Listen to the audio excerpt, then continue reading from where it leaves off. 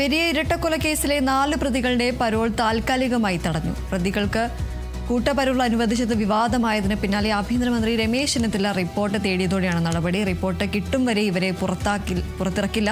6 പ്രതികൾ ഇറങ്ങിയതിന് പിന്നാലെയാണ് കൂട്ടപരോൾ വിവാദമായത്. ചട്ടം ലംഘിച്ച പ്രതികൾക്ക് ഒരുമിച്ച് പരോൾ അനുവദിച്ചെന്നാണ് പരാതി. LDF സർക്കാർ അധികാരം ഒഴിയുന്നതിന് തൊട്ടു മുമ്പാണ് ജയിൽ വകുപ്പ് പ്രതികൾക്ക് പരോൾ അനുവദിച്ചത്. 1-ാം പ്രതി പീതാമരൻ, 4-ാം പ്രതി അനിൽ, 5-ാം പ്രതി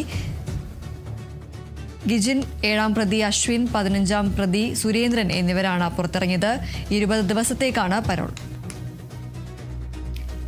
ഏതായാലും പെരിയ ഇരട്ടക്കൊലക്കേസിലെ 4 പ്രതികൾക്ക് കൂട്ടപ്പരോൾ അനുവദിച്ചത് ഇപ്പോൾ താൽക്കാലികമായി തടഞ്ഞിരിക്കുകയാണ്. പ്രതികൾക്ക് കൂട്ടപ്പരോൾ അനുവദിച്ചത് ഏറെ വിവാദമായിരുന്നു. ഇതിന് പിന്നാലെ ആഭ്യന്തരമന്ത്രി രമേശ് ചെന്നിത്തല ഈ സംഭവത്തിൽ റിപ്പോർട്ട് തേടിയിരുന്നു. ഇതിന് പിന്നാലെയാണ് ഇപ്പോൾ ഈ ഒരു പരോൾ താൽക്കാലികമായി തടഞ്ഞു വെച്ചിരിക്കുന്നത്. റിപ്പോർട്ട് കിട്ടും വരെ ഇവരെ പുറത്തിറക്കില്ല.